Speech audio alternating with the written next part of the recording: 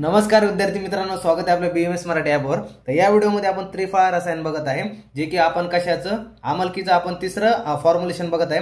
मागच्या व्हिडिओमध्ये आपण काय बघत होतो, आमलकी आधी चूर्ण पाहिलं होतं। तर आता बघूया आपण त्रिफळा रसायन। आता त्रिफळा रसायन मध्ये आपल्याला सुरुवातीला घटक द्रव्य काय असतात बरं का, की त्रिफळा असतो म्हणजे त्रिफळामध्ये आमलकी, बिबितकी आणि हरितकी आपले तीन हे त्रिफळामधले घटक द्रव्य झाले। त्यानंतर मधुक, मधुक म्हणजे काय म्हणता येईल आपल्याला, जे की आपलं मनुका, त्यानंतर आपलं तुगाशिरी, त्यानंतर पिपळी, सीता, मधु आणि घृत हे आपल्याकडे घटक द्रव्य असतात। आता यामध्ये काय करलं, तुम्हाला नॉर्मली सगळे घटक द्रव्य घ्यावं लागतात यामध्ये, आणि या घटक द्रव्यामध्ये मधु म्हणजे मध टाकावं लागतो, त्यासोबत घृत घ्यायचं असतं तुम्हाला, त्यासोबत आणखी जर झालं तर सीता वगैरे म्हणजे आपली साखर वगैरे म्हणतो आपण, ते वगैरे घ्यावं लागते, सर्वांना एकत्रित करावं लागतं। तर अशा प्रकारे आपलं त्रिफळा रसायन बनतं। आता त्रिफळा रसायन बनल्यानंतर आपल्याला एक हवाबंद कोरड्या असे काय करायला, तर पात्र म्हणा किंवा बॉटल म्हणा किंवा कंटेनर मध्ये आपल्याला काय करायला, साठवून ठेवायचं असतं। आता ड्युरेशन जर पाहायला गेलं तर याचा सविर्ता अवधी 1 वर्षाचा असतो। सामायिक प्रयोग काय म्हटलेला आहे, दीपन, पाचन, रोचन आणि चक्षुष्य म्हणजे आपल्या डोळ्यासाठी हितकर, त्यासोबत त्रिदोष नाशक म्हणजे 3 दोष असतील जे आपले प्रकोपित झाले असेल त्यांचा नाश करणारा असं हे त्रिफळा रसायन आहे। अशी विविध असं कर्म असणारं आपलं खूप महत्वाचं त्रिफळा रसायन। तर बघा काय म्हटलंय बघा, आता याचा श्लोक आला, हा सोपा आहे, पाठ करून टाका। आता श्लोक बघा काय म्हटलंय, मधुकेन तुगाक्षियाम पिप्पल्या शोद्र सर्पिषा त्रिफला सीतया चापी सिद्धम रसायनम। तर अशा प्रकारे हा श्लोक आलाय, चरक चिकित्सान मधला हा श्लोक आहे, ध्यानात ठेवा। आता यामध्ये घटक द्रव्य काय दिले, त्रिफळा, मधुका, तुगाक्षिरी, पिपली, त्यानंतर काय म्हटलं सीता, मधु आणि घृत हे आपल्याकडे घटक द्रव्य दिले। आता यामध्ये जर पाहायला गेले तर मधूच आपल्याला फक्त 2 भाग घ्यायला सांगितलंय, म्हणजे नॉर्मली एक भाग म्हणजे 5 ग्राम आपल्याला घ्यायचा असतो, आणि जो मधु असतो त्याच्या डबल घ्यायचा असतो आपल्याला फक्त 10 ग्राम, एवढाच फक्त मधु ध्यानात ठेवा, जो की दुप्पट 2 भाग घ्यायचे। बाकी सगळे द्रव्य आपल्याला काय करायचं, घटक द्रव्य एक एक भाग घ्यायचे आहे। तर हे झालं। आता निर्माण विधी, नॉर्मल निर्माण विधी तुम्हाला शिकवली की काय करायचे, सगळे घटक द्रव्य घ्यायचे तुम्हाला, आणि त्यामध्ये तुम्हाला काय करायचं, मधु झालं, घृत झालं, सीता झालं, हे सगळे काय करायचे, ऍड करायचे, आणि अशा प्रकारे आपलं त्रिफळा रसायन होतं। आता बघा निर्माण विधीली सर्व घटक द्रव्य मधु आणि मधु, त्यानंतर घृत असू द्या किंवा घृतला आणखी त्रिफळा सुद्धा टाकू शकतं, किंवा व सीता सोबत तुम्हाला सगळे मिक्स करावं लागते, सर्वांना एकत्रित करावे, आणि नंतर स्वच्छ कोरड्या आणि हवाबंद आपल्या तुम्हाला कंटेनर, पात्र किंवा बाटलीमध्ये तुम्ही भरून ठेवू शकतात। अशा प्रकारे ही निर्माण विधी आहे। आता बघा पुढे काय सांगितलं याचं, तर याचा आमयिक प्रयोग दिला। आता आमयिक प्रयोग म्हणजे काय, चिकित्सेमध्ये कशा प्रकारे यूज होतो, त्याचं पहिलं दिलंय दीपन। आता दीपन म्हणजे काय, जाटर अग्नी हा प्रदीप्त करतो। पाचन, पाचन आमाचे हा पाचन करणार आहे। रोचन म्हणजे अन्नाची चव वाढून त्यासोबत भूक वाढवतो आपल्या पोटामध्ये। त्यासोबत चक्षुष्य, चक्षुष्य म्हणजे काय म्हटलंय, नेत्रासाठी म्हणजे आपल्या डोळ्यांसाठी हितकर असतो हा आपल्या त्रिफळा रसायन। त्यानंतर काय म्हटलंय, त्रिदोष शामक, त्रिदोष शामक म्हणजे काय म्हटलंय, त्रिदोषांचे जे प्रकोपित दोष असतात यांचं शमन करणारं ह्याचं काय सांगितलं, आमयिक प्रयोग आपल्याला सांगितलेला आहे। अशा प्रकारे झालं। आता मात्रा किती असती, याची मात्रा आपण चिकित्सेमध्ये नॉर्मल यूज करतो 1 कर्ष। 1 कर्ष म्हणजे किती, 10 ग्राम। तर 10 ग्राम आपण 1 कर्षाची मात्रा बघत असतो। त्यासोबत आणखी काय म्हणता येईल की आता अनुपान, अनुपान म्हणजे काय, आता कशासोबत घेऊ शकतो, तर मधु म्हणजे मधासोबत किंवा घृत तुपासोबत आपण याला घेऊ शकतो। त्यानंतर सेवनकाळ, तर सेवन दिलाय प्रातःकाळ, आपण सेवनकाळ ह्याचा करू शकतो, प्रातःकाळी आपण याला घेऊ शकतो। त्यानंतर काय म्हटलं, सविर्ता अवधी। आता सविर्ता अवधी म्हणजे काय दिली, कालमर्यादा म्हणजे किती वर्ष हा चालतो, तर 1 वर्षाची कालमर्यादा दिलेली आहे। बघूया आपण फार्माकोडायनॅमिक्स। आता ह्यामधले घटक द्रव्य कोणत्या प्रकारे ऍक्शन करतात हे बघूया।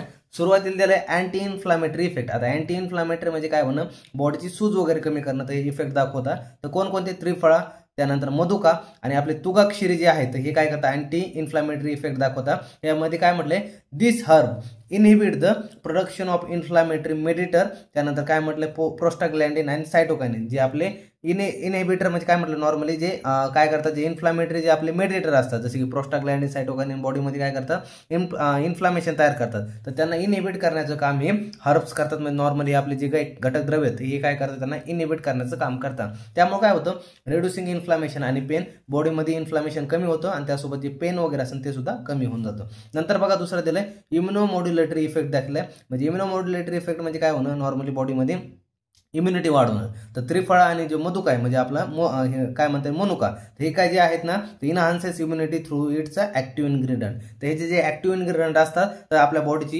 इम्युनिटी वाढवतात। नंतर दिलंय आपल्याला तिसरं डायजेस्टिव्ह अँड कर्मिनेटिव्ह इफेक्ट. आता डायजेस्टिव्ह अँड कर्मिनेटिव्ह इफेक्ट म्हणजे काय म्हटलंय की काय जी आपली पिपळी, तर पिपळी काय करतात, this ingredient stimulate the digestive enzyme, improve the gut mobility. तर ही जी पिपळी तर हे काय करते, एक प्रकारे बॉडीमध्ये डायजेस्टिंग पॉवर वाढते. त्यासोबत काय म्हटलंय की जे ह्याचे डायजेस्टिव्ह एन्झाइम्स असतात त्यांना स्टिम्युलेट करतील, त्यानंतर डायजेस्टिंग पॉवर वाढते. त्यासोबत जे बॉडीमध्ये पाचन वगैरे आहे, जसं की आपण म्हणतो उष्णविराचे असल्यामुळे आमाचे पाचन वगैरे करते, तर तशा प्रकारे हिचं कर्म करते.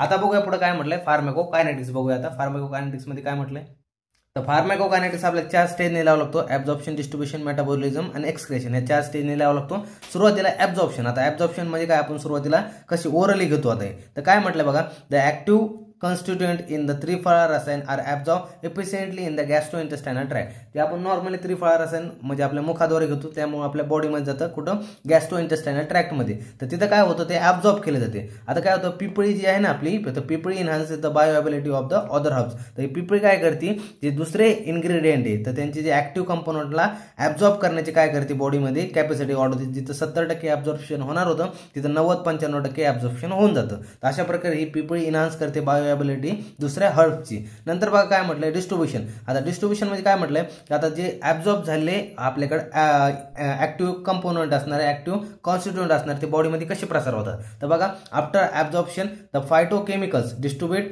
Through out the body via blood stream. जे काही ऍब्झॉर्ब झालेले फायटोकेमिकल असू द्या किंवा ऍक्टिव्ह कॉन्स्टिट्यूएंट असू द्या, ऍक्टिव्ह कंपाऊंड असू द्या, जे काही ऍब्झॉर्ब झाले बॉडीमध्ये, ते ब्लड स्ट्रीम म्हणजे आपल्या रक्ताद्वारे मिसळ होतात आणि रक्तात मिसळ झाल्यानंतर मग काय होतं, पूर्ण बॉडीमध्ये प्रसार होता त्यांचा.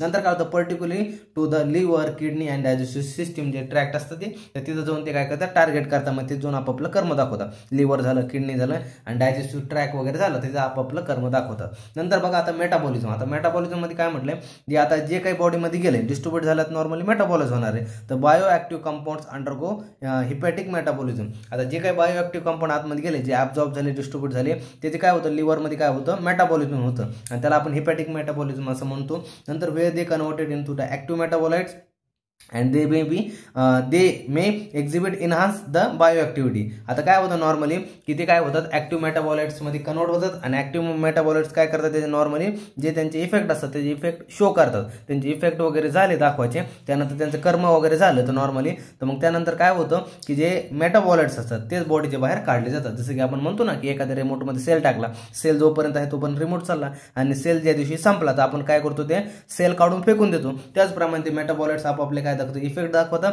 इफेक्ट दाखवायच्या नंतर झाल्यावर मग ते आपण मेटाबॉलाइट्स असतील ते बॉडीचे बाहेर एक्सक्रेशन थ्रू काढले जातात. आता बघा काय म्हटलंय, the metabolites are excreted through the body via kidney आणि गॅस्ट्रोइंटेस्टायनल ट्रॅक्ट. तर किडनी असेल तर युरिन थ्रू पास केला जाईल, बाहेर काढलं जाईल.